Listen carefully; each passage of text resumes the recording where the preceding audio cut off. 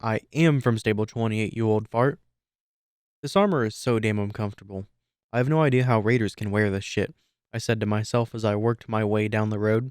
After killing Blade, I started to think about how I could get around the raiders' encampment. If it was as big as he said it was, then I had no chance. So I came up with a little disguise. I took the spiked armor off of Blade's body, found a helmet in his saddlebags, along with more ammo, and put it on. It didn't all fit at first, but after some tinkering I made it work.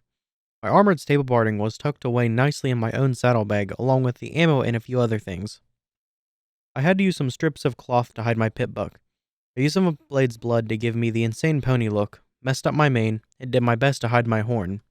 Now I was walking down the road, finally going northeast, and I was gross, smelled like ass, and kept getting pinched by the armor. I crested the last hill and saw it. Now I understood what Blade meant by me not being able to sneak past. The camp was huge. From where I stood, I could already see over a dozen raider ponies walking around. They were armed to the teeth with guns, knives, bats, and what looked like spiked horseshoes. I could see more ponies moving along small alleyways between makeshift buildings. I'm really glad I decided to go with a disguise. There's no way around this place without running into some pony. There were large cliffs running along the horizon with two hills right behind the camp. The road headed east right through the camp and right between where the two hills met. There was a split between them, making a natural tunnel, and the camp blocked the only way in, which also looked like the only way to get to the other side of the cliffs. Having swallowed my pride when I put on the raider disguise, I washed it down with my fear as I started walking through the disgusting camp of psychos. I could smell all the dirty ponies that were cutting up bodies and hanging them by chains on strangely well put together towers. Other than sitting in some of the alleys, either sticking something into their forelegs or huffing on odd looking inhalers, now and then I passed by a pony or two just talking to no pony that I could see, muttering softly as if they were in their own little world. There were also well-armed ponies standing guard along the main road that ran through the camp, their eyes watching for any pony who didn't look like one of them. About halfway through the camp, I felt like I was going to puke. The smell here was getting too much for me to take. It probably wouldn't raise any red flags for how gross this place was, but I held it down as best I could. Come to think of it, I think my fear was starting to make its way back up. I was starting to panic a little. What if I get caught? What if they just decide to kill the random pony walking through the middle of their camp? Then I ran into some pony, making me almost soil the armor I stole. "What the fuck? Watch where you're going next time or I'll turn you into paste," the putrid raider pony shouted through his disgusting yellow teeth. I wanted to say I was sorry, but I figured that would make him suspicious. Instead, I answered in my best raider voice, "Yeah, fuck you too." "Bitch," he replied as he walked away. I moved toward a darker alleyway and sat down. I took a moment to breathe and collect myself. I was in the middle of a raider settlement, wearing their armor, and had no idea what to do next. I have to find where the exit that led toward Cartwheel was and get the fuck out of here. "Hey you! Why the fuck are you just sitting around?" said a familiar booming voice. I looked up into the face of the scariest pony I've ever seen. He was taller than any pony I'd ever met. His coat was dark green, a white mane fell over part of his face, and on his face he had large scars going over both of his eyes and down over his chin. He was wearing spiked armor with dried blood on the tips. His voice sounded like he had rusty nails in his throat. I knew I've heard this voice before, back when I was hiding in the shelter. "Sorry, boss," I said, doing my best to keep my voice steady. "I wasn't feeling well." He picked me up with one hoof and put his face right into mine, asking, "Do I know you?" I started to shake as I answered, "I'm not sure, boss. I just got here not long ago." He dropped me in turn, saying, "Must be from that new group that came last week. Fuck, I still can't tell you idiots apart. I've told your group a few times now not to get high in the alleys. Only in the common rooms where I don't have to see you." I put on a smirk, hoping I could hide my fear under sarcasm, responding with, "Where's the fun in that?" He turned around and hit me across the face with those large things he tried to pass off as hooves, saying angrily, "Watch what you say to me. You young fucktards think you can get high and talk back to me. Well, you're wrong. Hand over your stash before I decide to make an example out of you." He pulled a large blade off his back and pressed it to my neck. "I don't have anything, boss," I said, shaking hard. "Dump out your saddlebag and we'll see," he said around the grip of the blade. I was shaking so hard I couldn't even think straight. I tried to use my hooves to remove my bag. Before I could, another pony ran up to us, saying, "Boss, we have an emergency." "I'm a little busy if you can't tell, Nail," the boss said, looking toward the other pony. "It's Blade, sir. Bloodwhip and I went looking for him like you ordered," the raider mare, Nail, said. "Let me guess. You found him passed out wasted on Buck again. That bastard can't ever do what he's told for one fucking night, the boss interrupted, pulling the blade away from my neck and placing it over his back again. No, boss. He's dead. Found him with his head blown off near the road. His armor is missing. Same for his weapon. I think he ran into the same pony or ponies who killed the others, she responded. Fuck. Now this bastard has taken down 4 of my ponies? The boss said, slamming his hoof into the wall next to me, cracking it. It seemed as if he'd forgotten all about little old me, which was fine. You said his armor was missing? Yeah, boss, she replied. You might be in the camp then. I want every pony to be on the lookout. Lock down the back gate. I don't want him making it into town, he said, looking back at me. That means you, Shrimp. Yes, boss, I said, starting to run off. Hey, Shrimp, he bellowed. I stopped and looked back, shaking in the bloody armor, asking, Yeah, boss? Grab a few of your friends and go toward town. Keep an eye out for some pony headed that way in our armor. If you find him, try and keep him alive. I'm gonna skin him myself, he answered. Yep, yes, boss, I said, then bolted as fast as I could without blowing my cover. I didn't get more than a few yards before 2 more raiders fell in beside me. One was the mare who told the boss about Blade. At first I thought I'd been found out, but then she said, We'll go with you, kid. Most of your group is busy guarding the slaves right now. Okay, I said, letting them lead the way. Neither of them talked as we headed toward the back of the camp. As we passed through the gate, the mare who spoke to me told one of the guards to close it up and lock it down. When that was done, we started down the road.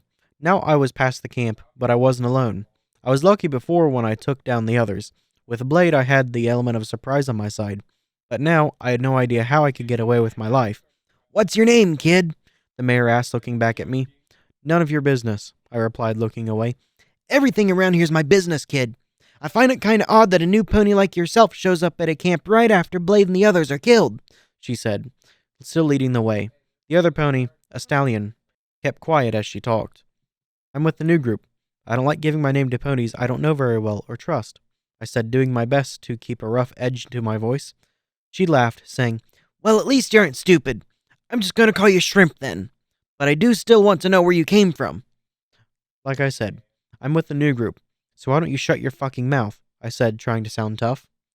I hoped they wouldn't suspect me since it sounded like the new raiders joined up recently.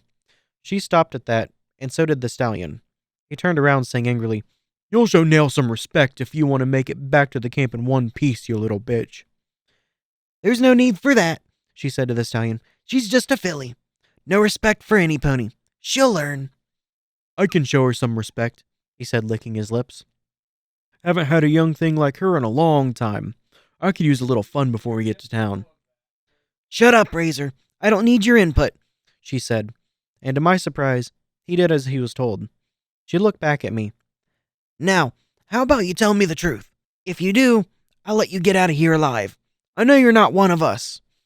I froze. She saw right through me. All I could do now was hope I'd get lucky one more time. I'm not, I said. I thought so. Are you the one who killed the others? Her voice was calm, but her eyes spoke death. I couldn't help shaking a little as I looked into those dark brown orbs. I did, but it was only to protect myself. I didn't know what else to do, I answered nervously. She's the one who killed the others? This little fella was able to take down some of our best, excluding Blade, of course. I'll kill this bitch, Razor said, aiming his gun towards me. There's no need for that, Razor, she said, pulling out a shotgun. Why's that? She killed our friends, he started to say. Before he could finish, Nail turned, pulling the trigger, blowing his head into bloody chunks. His body was pushed backward by the force, blood spraying over the ground, his body twitching a little. She turned toward me, holstering her shotgun. She smiled down at me as I shook, laying on the ground in fear. Please don't kill me, too. I didn't mean to. I really didn't, I said frantically. Don't worry, kid. I'm not going to kill you. You're just lucky I'm the one who saw through your shitty disguise before the boss did, Nail said calmly. I was so confused. What do you mean? I asked. She reached over and pulled the cloth off my foreleg that was hiding my pit buck, saying, That's what I thought. You have the fish out of water look of a stable dweller. What stable are you from? What? Why do you care? I asked, still shaking a little as I stood again. Listen, kid, I'm not one of those raiders. I'm only working undercover on a mission that you don't need to know about. As far as I know, there aren't any open or active stables on this side of the hills. Either you came from down south, or you're from a stable my friends haven't found yet, she replied. I looked again at the dead pony she just killed, then back at her. She had, as far as I knew, just saved my life, so I answered her. My name is Shadowstar. I just escaped from Stable 28. I was trying to get to Cartwheel to meet up with a pony called Box Tape. Her eyes widened when I mentioned my stable, and the smile left her face as she said, Stable 28, you say? That stable's location has been lost forever. Who told you to go find old Box Tape? The pony who raised me. Her name's Auntie, I answered. Yeah, I'm about 90% sure that isn't her name, but whatever. It's fine, I guess. Well, you're really lucky, because if the boss would have found out you were from Stable 28, he would have beaten the location out of you. He's been looking for that stable for a while now. You must know it's near here, which would explain why he's set up in this area, she said, looking around a little. Listen, Shadow, I'm going to let you go. Get to town and find a building called Equestrian Express. You'll find the old pony there. Just make sure that you don't tell any pony that I let you go. I have to keep my cover here, she explained. What about the boss? Won't he notice that I'm missing? And what about that stallion, Razor? I asked. He's too busy to notice anything like that. I'll tell him that Razor wandered off somewhere. They'll find him sooner or later and think he was killed by this mysterious stallion like the others, she replied nonchalantly with a wave of her hoof. I couldn't wrap my mind around what was happening, so I decided to just ask, Why are you helping me? She smiled again. Because that's what I do. The band of raiders you ran into are bad ponies, but I'm not. I do, however, have to keep my cover with them for now. Just get to town and act normal. Don't tell any pony about me, okay? I nodded. Okay, and thank you for helping me. It's nice to see there are nice ponies out here. Yeah, don't expect it if we meet again. Try and stay away from the camp, and you should be alright. Now get going, Shrimp, she said, turning to walk back toward the camp. I watched her go, then turned and looked at the dead raider. I moved over to his body and started to look through his pack. I found more ammo for my rifle, 3 healing potions, and something called Rataway. I stowed them away in my pack and started moving again, taking one last look back at the retreating mare. I wonder if my luck can hold out just a little bit longer. When I got a little ways away, I took off the uncomfortable raider barding as fast as I could. I tried to wipe off the blood that got on my coat from the armor with the cloth I used to cover my pit buck, but all it did was make it worse. I cursed and threw the rag down. Once I entered the dark pass between the 2 hills, I moved a little faster, trying to put as much distance between the camp and myself. A little while later, I made it to the other side, and that's when I finally saw it. There was a small town at the end of the pass, if you could call it a town. It looked more like a bunch of shanties and a few pre-war buildings, put together behind a wooden wall. There was an open gate with a sign over it that read Cartwheel. I smiled and ran toward the town. Stop right there, raider. Take another step and you'll be eating lead, a pony in padded armor said, blocking the entrance to town. I'm not a raider, I said, stopping in my tracks. Maybe all the ponies in the wasteland did point guns at each other. Can't be anything but a raider. No pony could come through that pass unless they were. Now go back where you came from. We don't want any trouble, he said, keeping his rifle aimed at me. I'm not a fucking raider. I just made it past their encampment, I tried to explain. Likely story. Now get out of here, he shouted in response. No, I'm not leaving. I've been through hell and back trying to get here. I'm not going to go back where other ponies want to kill me, I yelled, stomping my hoof on the ground. He must have taken my movement as a sign that I was going to attack him. Next thing I knew, there was a loud bang, and it felt like something kicked me in the chest. I looked down and saw blood leaking out from a hole just under my left shoulder on my upper chest. I couldn't believe it. I looked up at him. You shot me. That really hurt. My vision started to go dark. The next thing I knew, my face was hitting the ground. I could taste blood in my mouth, and it was getting hard to breathe. I could feel my heart racing. Then the pain hit me. I tried to scream, but I couldn't get enough air in my lungs. All I was able to do was gag a little as the blood frothed up my throat and out my mouth. What the hell did you just do, Switch? Came a mare's voice. She's a raider. Has to be. She just wandered out from the pass. She's all bloody and stuff. Just look at her, he said, protesting. She's only a filly. Look at what she's wearing. That isn't raider gear. She looks like a stable pony, and she is a pit buck. Go tell Dr. Purple Heart what happened and send another guard to help me get her inside, the mayor said, standing over me. I felt my body being turned over, and I found myself looking up into the cloudy sky. As the last of my vision faded away, I swear I saw a pony way up high flying over the hills. Then everything went black. Shadow, sweetie? Why are you still asleep? Mom asked, shaking me slowly, trying to wake me up. Sorry, Mommy. I didn't sleep much last night. I said, pulling myself up and out from my blankets. The walls of the stable were gray and boring as ever. Were you having a bad dream again, sweetie? Mom asked, sitting on the floor next to my bed. Uh-huh. It scared me. There was a big, scary thing that wanted to eat me, I said, tearing up a little and putting my head on her shoulder. Shh, it's okay, Shadow. You know I'm always here for you, she said as her horn started to glow softly next to my head. Slowly, I started to feel better. Mom always knew how to calm me down after a bad dream. I have an idea. How about we go down to the dining hall and see if your little friend is down there? I perked up at that, saying excitedly, Can I get something sweet to eat? She laughed and replied, Sure thing. Just as long as you're good for Auntie while Mommy works today. I promise, I said. I opened my eyes and moaned in pain. It felt as if I had been kicked in my side. Looking around, I saw I was in a small room with a blanket over me. I sat up a little more and tried to see where I was. A unicorn mare walked in the room. She had an apple red coat, a brown mane, green eyes, and a cutie mark of scissors cutting fabric. Oh, goody, you're awake. I was starting to get worried you'd sleep forever, she said. My throat was dry. All I could get out was a whisper. Who are you? I'm Silver Snip. I'm the local tailor and armorer. I'm the one who helped you when you got shot by our guard. He feels terrible about that, by the way. I'm sorry that the first impression you get of Cartwheel was a bullet, she said with a laugh. I rubbed my eyes, then looked back at her, saying, Could I get some water or something, please? My throat's really dry. I'm not surprised. You've been out for a few hours now. I'll go grab the doctor for you, Silver Snip said, walking out. About a minute later, a unicorn stallion with a purple coat and a black mane walked in. He was wearing a lab coat that looked like it had a serious case of the dingies. Hello there. I'm Dr. Purpleheart. I'm glad to see you're up, he said as he walked over to me, setting a glass of brownish water down by my bed. I drank it, ignoring the slightly sour taste, gagged a little, but felt a lot better afterward. That was kinda nasty, but it helped, I said. Well, we don't have much clean water around here. I tried to get the best I could find, though. I have a few questions for you now that you're awake, if you don't mind, he said kindly. Yeah, sure. Go ahead, I responded. He sat down next to my bed, and using his magic he pulled a clipboard close and a pen, asking, Now first of all, could I get your name? Oh yeah, I'm Shadowstar, I replied. He jotted that down, saying, Shadowstar. That's a pretty name.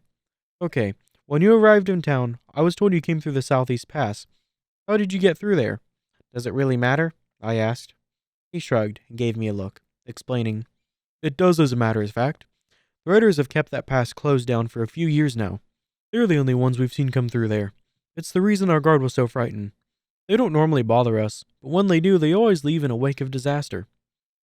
I had no idea. When I left my stable, I wandered through some field for a while until I found the road. I followed that and got jumped by 3 of those raiders. I was able to kill them and get away. Later, more of them almost found me again. I started to explain everything I could.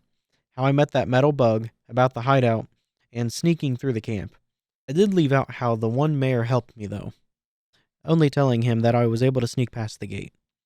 When I finished, he had a look of shock on his face, responding, Well, that's quite the tale. You must be one lucky mayor. Well, it's the truth, I said simply. What field did you wander through? He asked. I looked at my Pip-Buck map and showed him. You went through Green Mist Valley? He asked, sounding surprised. I think so. There was a lot of green mist. It was kind of spooky, and the mist made my head hurt a little. I tried to get through it quickly. My Pip-Buck kept ticking at me, I replied. That's because that area is full of radiation. It would also explain why I had to flush your system when they brought you in. You were close to suffering from radiation poisoning, he explained. Wait, I was poisoned? I asked. He smiled, saying, Wow, you really are from a stable, aren't you? Well, you're going to need to learn more about the wasteland. Why don't you go with Silver? She should be able to help you out with that. She said you could stay with her while you get back on your hooves. Plus, a filly really shouldn't be wandering around all by herself. I looked back at him, replying hastily, I'm not a filly, damn it. I'm just small. Oh, my apologies, Miss Star. Well, anyway, you're all patched up. I put a healing potion in an IV once I removed the bullet. You'll be sore for a couple of days, but you're okay to go. Oh, and don't worry about payment. Silver took care of it, he said, ignoring my rude remark. That took me by surprise. Why would I need to pay for a doctor's help? Isn't it your job to fix up ponies who are hurt or sick? I asked. He laughed and said, It is, But I also have to make a living, and I can't do that if I don't get paid for my work. Now run along, and do try and be careful." The concept of paying for medical care was so odd. At Stable 28, it was the doctor's job to heal ponies, not to ask for money.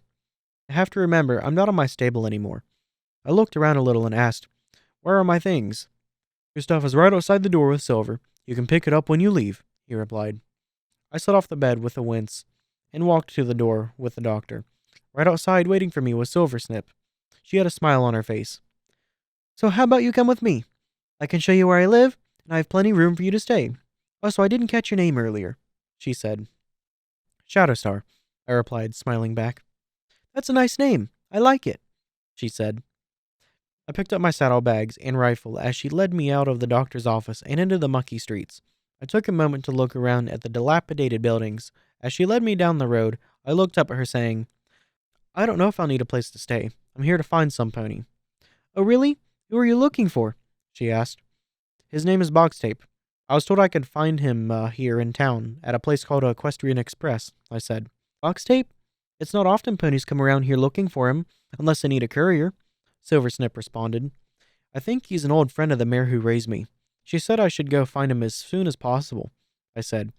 At least, that was all I could guess.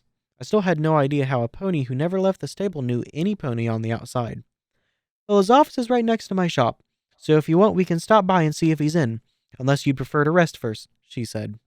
"No, I've done enough resting, I think. I can't waste any more time. It's been almost a couple days now since I left the stable. I really don't want to wait any longer," I said. "Okay. If you feel like you need rest, just let me know. Also, I've been meaning to ask you, do you know how to read?" she asked for some reason. "Of course I do. Why?" I responded. "Not every pony in the wasteland can read. That's why I asked. I have something for you at my shop that will help you out in the wasteland. While you're talking to Boxtape, I'll get it for you," she explained. "How's the book going to help me out here?" I asked. She smiled and said, "Just read it and you'll understand. Trust me." "I'm not sure if I can trust any pony right now. Ever since I left my home, every pony seems to want me dead," I said, looking down. "You'll find a lot of that in the waste, even in some towns. Equestria isn't a peaceful place. It's every pony for themselves most of the time. Luckily for you, you found a nice town, and I'll be here to help you," she said, trying to bring up my spirits a little. I couldn't help smiling as I said, "Thank you." "There we go. A little smile is always a good sign," she said as she turned down the side street, then stopped next to a two-story brick building. On the side it said, "Equestrian Express. No matter what, we'll get it there. Here we are. I'll go in with you and introduce you." I looked up at the letters a little amazed. So far, everything Auntie told me was true. I still wanted to know how she knew so much when no pony's ever been out of the stable. We walked in and were greeted right away by an old pony. His coat was light brown, and he had a gray mane. His cutie mark was a box. "Hello, Miss Snip. How are you doing today?" he asked with a slightly high voice. He had a kind look on his face, and he was older than any pony I'd ever seen before. He was practically ancient. The skin on his face sagged, almost covering his eyes. "Howdy, Boxtape. You're looking well today," Silversnip said. "Bah, every day I wake up with a new part of me feeling like it's on fire. Seeing a sweet face like yours brightens my day. So what brings you in?" "Normally you have caravan to handle your shipments," he responded. "That I do. I get a deal in trade that way. I'm not here for business. I have a guest who came a long way to find you," Silversnip said, pushing me forward. He looked over the counter at me, asking, "Who do we have here? Is that a pipbuck on your foreleg?" He sounded surprised. "She's a stable dweller. Poor thing got shot coming through the gate. She said she was told to come to town and find you," she explained. His voice got shaky as he looked down at me, saying, "Can't be. You can't be from a stable out there. The only stable that way is 28. And they'd never let any pony leave. Not after." He stopped himself briefly, then asked, "What's your name, and who told you to find me?" "I'm Shadowstar, and I am from stable 28, you old fart. If you have to know, Auntie sent me to find you. She said you could help me when I left," I said arrogantly. I couldn't help the attitude. My body hurt. He cracked a smile and said, "Yep, that I believe. You talk just like her. Is she still going by that silly name?" "Wait, what?" I responded. "You got me with that one." "Silversnip, you can go for now. I have some stuff to talk about with this young mare," he said, looking at Silversnip. "Okay, I'll stop by later," she replied. And with that, she walked out, leaving me with the old stallion. "Come on, Shadowstar. I got a feeling we'll be talking for a little while, and my old hooves can't take saying it for too long," he said, walking into a back room. I followed him into the little room and sat down across from him in a chair that had a few questionable stains on it. He groaned a little as he sat, saying, "So you're from Stable 28. I ain't seen another pony from there in, about 8 years, I think. Tell me, why is such a young mare like yourself out in the wasteland alone?" "I don't know why, besides the fact that I was pretty much forced to leave," I said, choking a little. The water I drank earlier wasn't agreeing with my stomach. "Forced to leave? Did your overmare kick you out?" He asked, sounding like he already knew the answer. "No, she didn't kick me out. She was actually the reason I left." I told him the whole story of finding the pit buck, the overmare wanting to cut off my foreleg, and my daring escape. "Holy damn, girl. Now that's some crazy story, like a squirrel kissing a rattlesnake," he said, surprised after hearing my story. Squirrel? Rattlesnake? What? I asked in confusion to his weird analogy. "Oh, don't overthink it. It's just a saying. So your overmare was willing to cut off your leg to get that pit buck you found? That sounds pretty grisly. Not as bad as what monsters in the wasteland'll do to you. Like those raiders up the road. Some of 'em'd probably kill you and mash you like potatoes. Then they'd drink you like a berry smoothie," He said with a chuckle. Oh, goddesses, I said with a gag. That was it. I was going to vomit. In a split second, I looked for the sign above a door that said restroom, and I ran, starting to heave. I was able to make it to a toilet in a stall and puke up the disgusting water. It tasted even worse coming out, rather than going in. The old stallion laughed. "I still got it. Sorry about that. Thought you had a stronger stomach. Hot damn, that's funny," he teased. A little irritated, I replied, Yeah, real funny. "Here, I'll make it up to you. Have a sparkle cola. It'll ease your stomach," he said. What's Sparkle Cola? I asked. "Oh yeah, you're from a stable. You probably don't know what it is. Sparkle Cola is a carrot-flavored soda that used to be manufactured before the mega spells," he replied. Okay, sure, I'll have some. Thanks, I said, taking the bottle from his hoof. I opened the glass bottle and began to drink. Goddesses, it was delicious. By far the best thing I've ingested since I arrived in the wasteland. Actually, the only thing I've ingested in the wasteland was that gross water and the bottle I found in the shelter. My dry mouth was relieved, and it left a delightful carroty aftertaste in my mouth. Then after finishing the Sparkle Cola, my stomach started to growl, and I remembered that I hadn't eaten since before I left the stable. "Sounds like you're running on empty. Tell you what, once we're done talking, I'll treat you to some dinner at the tavern in town," He said, offering as if still wanting to make up for making me sick. It's all right. You don't have to do that. I'll be fine, I responded. "Horse apples. You probably haven't eaten in days, and I ain't about to let a mare like yourself go hungry," he argued. Okay, if you insist. Just as long as I don't have to eat a deep-fried bug or anything, I said, conceding. "Nah, they only have those as special on Tuesdays. How about this? Let's go eat and finish up later. You gotta get something down your gullet before you pass out from starvation," he said, getting up and walking over to me. As he walked over, he picked up the bottle cap I dropped on the floor and pocketed it. Okay, that was a little odd, but maybe old ponies just were, so I followed him as he walked out. He led me down the street and into a run-down-looking building. He walked up to the bar, and the pony running it looked over at him. Hey there, Box Tape. What brings you in today? "What else? I'm hungry. Same for this little mare here. Just give me 2 orders of the usual. Poor girl don't have a very strong stomach," Box Tape said. Sure thing. That'll be 20 caps, he said, holding out a hoof. "For 2 orders? One is normally 6 caps. Learn to do your numbers," Box Tape replied, tapping his hoof on the table in front of him. For 2 orders, it'll take me longer. Costs more for the extra time, the bartender argued. "Twice the time, twice the caps. Here's 12, Box Tape said, giving him a stern look. "Or if you want to charge me more, I can do the same next time you need something sent out by courier." Aw, fine, you got me, old goat. 12, the bartender replied, holding out a hoof. "See, that wasn't so hard, was it?" he said as he gave him the 12 bottle caps. I gave him a puzzled look as he walked back to me and asked, What was that? Why didn't you pay him? "What are you talking about? I did pay him," he insisted, looking confused for a split second. "Oh, I keep forgetting. Stable pony. We don't use bits in the wasteland. We use bottle caps." Oh, that's different, I responded, or a little crazy for that matter. He waved a hoof and said, "We'll get it all down. Come on. Let's go sit down while we wait for our food." Okay then, I said. I followed and sat down at a table across from him. A few minutes later, the bartender brought the food out, dropping it in front of us. I couldn't tell what I was eating at first, but it tasted amazing. We ate in silence for a while. I took the time to just relax and take in what's happened so far. So much happened, and I hadn't really had time to process everything. You look like you got a lot on your mind, he said. I kinda do. So much has happened, and I still really don't understand anything either, I responded. How about you tell me what's on your mind then? Maybe it'll make you feel better, Box Tape said. First of all, how in the goddess name do you know Auntie? Our stable's only been opened a couple of times. Once when my mother and I came to the stable, and when I left. Well, I guess when she left too, I said. He said, leaning back. Well, I can tell that your stable's changed some since I was last in contact with any pony from there. What do you mean? I asked. Stable 28 normally keeps its door closed. However, they did used to send ponies out to come here to trade for supplies and such. That's how I know Auntie. She used to be one of those ponies. It was 9 years ago that it all changed. One day, the doors closed and never reopened. Well, not for trading at least. Like I said, the last pony I saw from that stable was 8 years ago, he explained. I hadn't caught on to that before. But now, with food in me, my brain was working a bit better. 8 years ago? I asked. He nodded. Yep. Cute young mare came through town on her way north.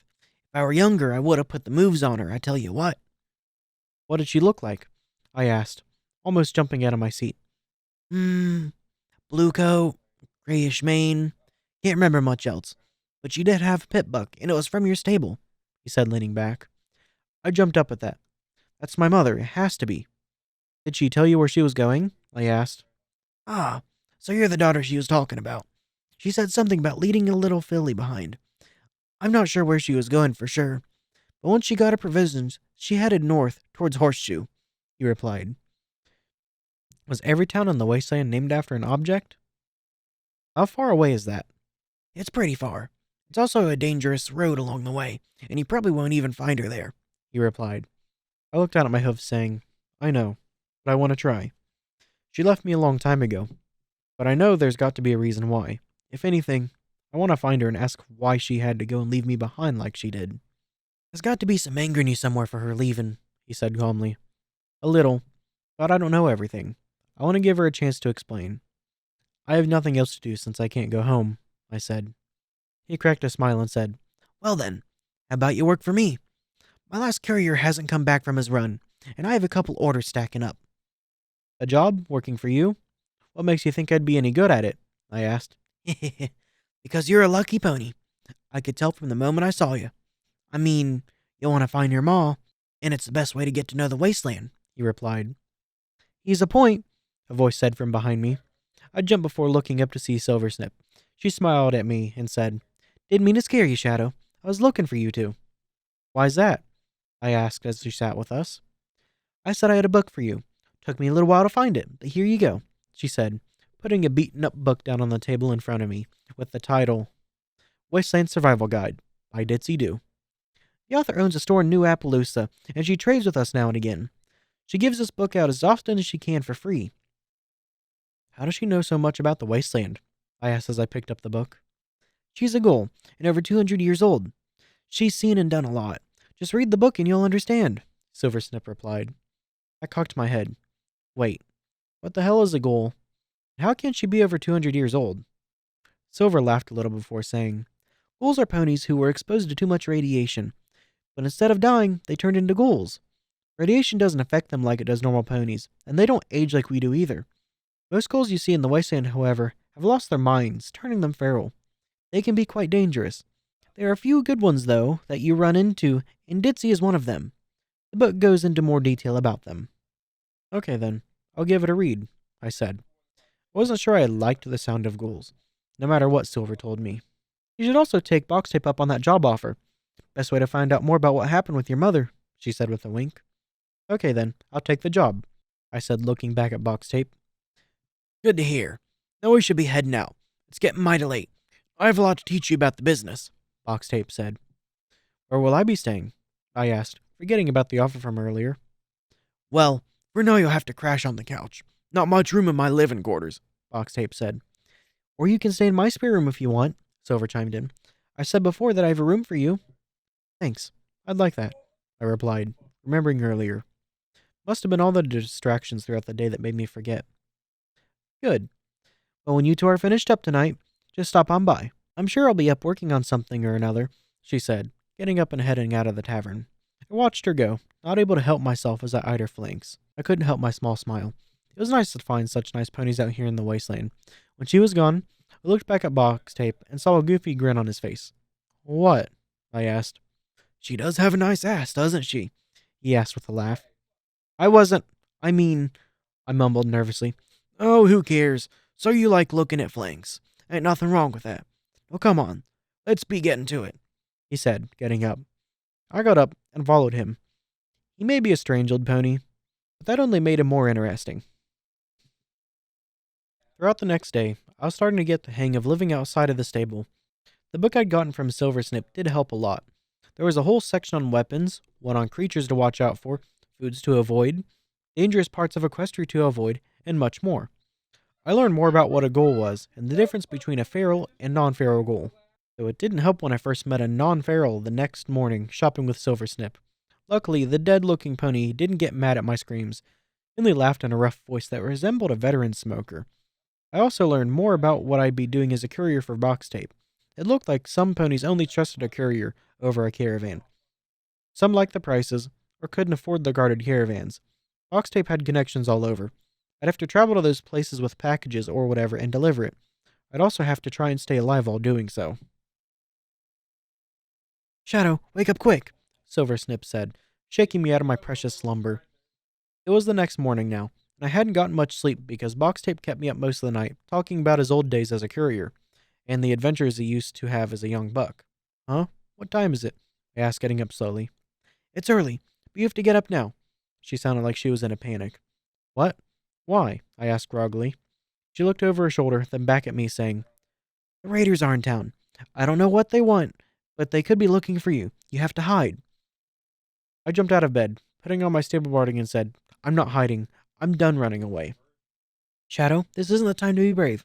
Please, at least go next door to Box Tapes and wait there in the upper room. They might only be here to steal supplies. I don't want you to get mixed up in something that may not be even about you, she said sternly. Fine, but if something happens, I'm not staying put, I said. Okay, just go quick, she said, running out the door. I walked out after her and moved next door to Box Tape's office. He was at the door, waiting. He opened up quickly and said, Upstairs. You can watch from the window. I didn't have time to reply as he closed the door behind me and locked it from the outside. I cursed and moved upstairs to the window. The office had a good view of the main road leading in and out of town. What I saw was scary. A large mechanical pony walking in front of the past side entrance, followed by 8 other raider ponies, one of which was the mare who helped me get away. What the fuck is that? I said to myself as I watched them walk in the middle of town. The mechanical pony started to speak. I heard the voice of the boss, masked a little by the helmet he was wearing. Look at what we have here! A nice welcoming party! The pony walked forward. I recognized him now as the town's mayor. Why are you here? The deal we had says you'd let us be, as long as we didn't stop you from blocking the road, he asked. Yes, but part of that deal was that you wouldn't let any pony come into town from our side of town unless it was one of us. You didn't live up to that. 5 of my ponies are dead, Mayor, and from what I found out, that pony came into this town. I want this pony. I'll only give you one chance to hand them over, the boss replied. A pony came through town, sir. A guard of ours shot at some pony a couple days ago, but they ran off, the mayor said. The boss moved his shoulder and a large gun moved from his back and pointed right at the mayor, asking, Want to try that again? If a pony came through the pass, they'd have to get through town to get away. There isn't any other way around. The mayor started to shake, but before he could talk, Silversnip walked forward, saying, Sir, the mayor is only scared. You're right, a pony did come through town. He looked over at her. And why were they allowed to pass through? He asked. Allowed nothing. There's a large pony who's armed to the teeth. We had no choice but to let him go through, she said. Damn, she was a good liar. If I hadn't known she was lying, I would have fallen for it. Well, now that's cute, Silversnip. You really do have a way with words, you know that? The boss said. What do you mean? She asked a little nervously. In answer, his gun went off and blasted the head of the mare clean off. Pony screamed and ran. However, Silversnip stood her ground with tears falling from her eyes, but nothing else showing her fear. He got in her face and said, I know you're lying, because the pony who killed my raiders was a small pony, and the pony was a mare. Her eyes went wide, asking, How would you know that? First of all, a large stallion couldn't have fit into Blade's armor. He wasn't a large pony. Second, I ran into a pony that I didn't know in the camp, and her armor was loose on her. At first I thought she was one of the new ponies I invited into my camp. Later, I found out that she'd ran off right after I talked to her. One of my ponies who went after her was killed in the process. Now tell me where she is, or else. The boss said.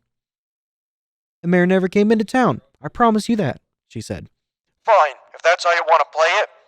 He looked around town to his raiders and said commandingly, Grab a few of the foals in this mare here. This town has till tomorrow to hand over this mare that killed our companions. If not, their friends and children will be sold as slaves, and we'll be back to kill every pony else in this fucking shithole of a town. As he finished, his raiders bolted. Within a few minutes, they were coming back with colts and fillies tied up and slung over their backs. I ran to the door and banged on it, but it wouldn't budge. I dug in my pack and pulled out my bobby pins and started to work on the lock. Unfortunately, the lock was too strong. I broke all 3 bobby pins I had left. I screamed and kicked at the door. I wasn't going to let those raiders kill any more ponies because of me. The door wasn't going to break, so I concentrated on my magic. I wasn't good at teleportation, but if I concentrated hard enough, I could go a few meters. That was all I needed to get to the other side of the door. I tried, but in my emotional state, getting hold of my magic was hard. I took a deep breath, did my best to calm down a bit. Finally, I was able to hold my magic, and I cast the spell. In a flash, I was outside, and I ran for the main road, but I was too late. They were all gone. When I reached the street, I only found crying mothers, the dead mayor, and a shocked-looking box tape. He looked over at me with sorrow. They took her, he said. Anger flooded through me as I said, Don't worry. I'm going to go to the camp to get them back. How are you going to do that? Turn yourself in? It won't work. They'll kill you. And still enslave the others, he asked. I'm not going to just let this happen. I'm going to help them or die trying, I responded. He looked over at me again, saying, You ain't going to let this go, are you? All right then, come with me. I got up and started to head back toward the office. I followed, asking, What do you have in mind, box tape? He looked back at me. Just keep quiet and come with me. Footnote. Level up. New perk added. Pony in Timberwolf's clothing. You have learned the art of deceit. Now you can wear your fallen enemy's barding and blend in. But don't get too close to any pony. They might see through your disguise.